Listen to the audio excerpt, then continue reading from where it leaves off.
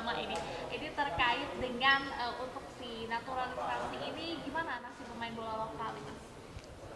Loh kan kemarin juga, makanya kita bilang bahwa kita jangan mendikotomi, membuat perbedaan-perbedaan antara naturalisasi dengan pemain lokal. Udah, semua itulah pemain timnas. Siapapun orang yang memang punya kemampuan untuk main di timnas dan ada haknya untuk main di timnas itu oke aja. Soal lokal apa semua ya kita kompetisinya kita perbaiki. Sekarang ini kan kompetisi kita perbaiki. Kemarin Liga 2 memang misalnya, Liga 1-nya kita perbaiki. Nanti ke depannya akan ada VAR. Itu juga adalah untuk perbaikan kualitas dari liga kita.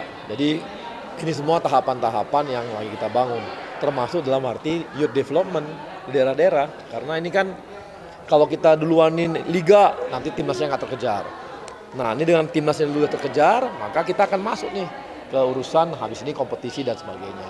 Oke, untuk yang naturalisasi baru ini nantinya apakah sudah bisa masuk ke Piala Dunia main di Juni nanti, Mas? Kita tunggu aja. Kita tunggu. Kemudian untuk besok nih pertandingan Ya. timnas playoff melawan Olimpiade Paris bagaimana? Peluangnya, Mas? Ya, tetap optimis. Ya, tetap optimis. Moga-moga pemain kita semua semangat dengan mental yang kuat dan bisa memenangkan pertandingan. Itu yang kita harapkan. Udah pasti itu. Gitu.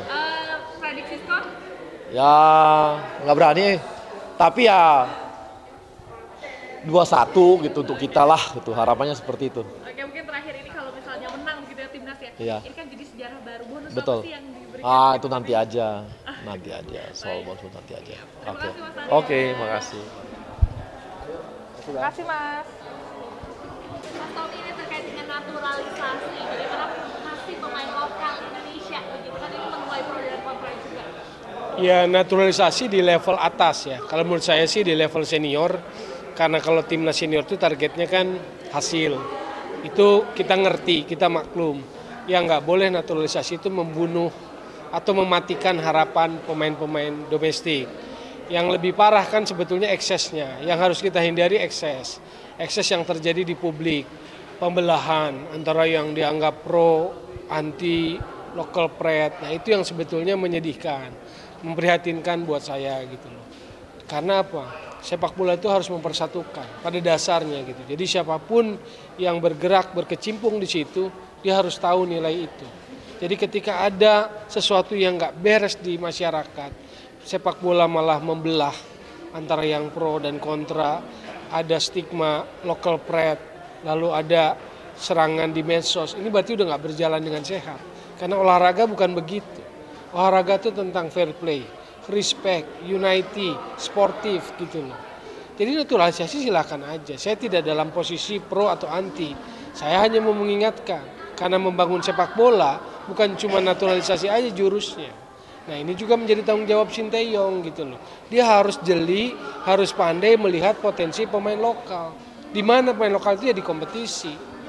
Gitu loh. Karena rahimnya tim nasional ya kompetisi. Kalau kita ingin memetik buahnya ya rawat pohonnya. Ya lihat pohonnya, cari mana yang potensial, lalu poles, lalu upgrade supaya jadi hebat gitu loh. Itu yang ingin dilihat oleh kita semua. Cuman yang terjadi adalah situasi yang menurut saya collide gitu loh, campur aduk, berkelindan semua hal gitu loh di sepak bola. Berbagai macam kepentingan, sudut pandang, semua berkelindan gitu loh. Apalagi di era sekarang, di era medsos gitu loh, post-truth dan sebagainya. Jadi yang terjadi adalah iklim yang nggak sehat. Kalau timnasnya perlu dijaga, timnasnya perlu dijaga.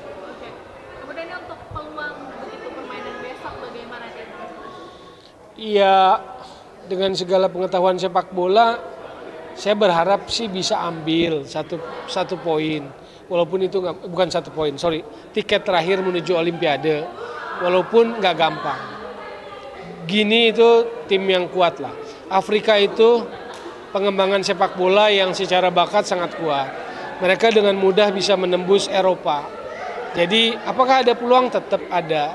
Tapi posisi kita underdog. Kalau posisi kita underdog, prediksinya gimana sih? Ya semoga bisa membuat kejutan. Bagaimana kejutannya? Kalau kita lihat strength point tim kita, kalau tim kita bisa unggul lebih dulu, biasanya tim kita akan lebih baik. Bisa mengakhiri pertandingan lebih baik. Tapi kalau kecolongan lebih dulu itu yang bahaya buat tim kita. Saya hanya bisa kasih kisi-kisi itu aja. Oke, FPI juga mengungkapkan bahwa kalau main timnas ini sempat kelelahan gitu, apakah ini performanya akan sangat berpengaruh begitu ya? Dari Qatar kemudian langsung ke Paris. Sebetulnya kan semua tim juga mengalami jadwal pertandingan yang sama gitu loh. Bahwa pemain kita lelah, normal. Justru ini tantangan buat dia kan pelatih. Bagaimana dia merecovery, mempersiapkan pemainnya di hari H kembali pada posisi peak gitu loh. Itu yang saya bilang bahwa jangan yang dikeluarkan excuse terus, alasan-alasan terus, atau keluhan-keluhan terus gitu loh. Apalagi kan untuk medisnya kan, dokternya kan juga pilihan dia didatangkan. Jadi semua aspek, semua fasilitas sudah disupport oleh PSSI. Teristimewa oleh Ketua Umum Erick Thohir. Justru yang kita ingin dengar adalah tinggal hasil aja gitu loh. Kalau capek dan sebagainya justru itu tantangan dia sebagai pelatih gitu loh.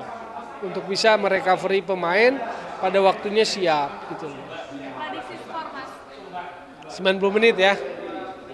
Saya berharap draw jujur aja. 1-1. Saya berharap draw jujur aja. Kalau lewat dari situ ya kita lihat lah. Sebagai orang bola, kadang kita coba realistis, ada rasa khawatir, kita mempertimbangkan gini. Maksud saya gini, dalam menganalisis, dalam memprediksi itu kan vice versa. It takes two to tango gitu. Kita nggak boleh cuma lihat tim kita aja, tapi kita lihat juga tim lawan kita gimana gitu. Nah kebanyakan euforia yang terjadi membuat kita lupa pada tim lawan gitu loh. Padahal vice versa. Yang kedua yang mau saya ingatkan, jangan nyalahin. Hasilnya katakanlah kalau tidak sesuai harapan jangan nyalahin pemain. Marcelino 19 tahun, dia sudah berkontribusi banyak. Kalau salah ya memang masih tempatnya salah, jangan dihujat-hujat. Kalau gol apakah itu akan disebut egois? Menurut saya sih enggak. Gitu. Jadi jangan pendek pikirannya. Dewasalah, hargailah upaya para pemain. Marcelino jangan patah arang, jangan terganggu dengan hujatan publik gitu loh. 19 tahun loh dia. Terima kasih Mas Tommy. Ya.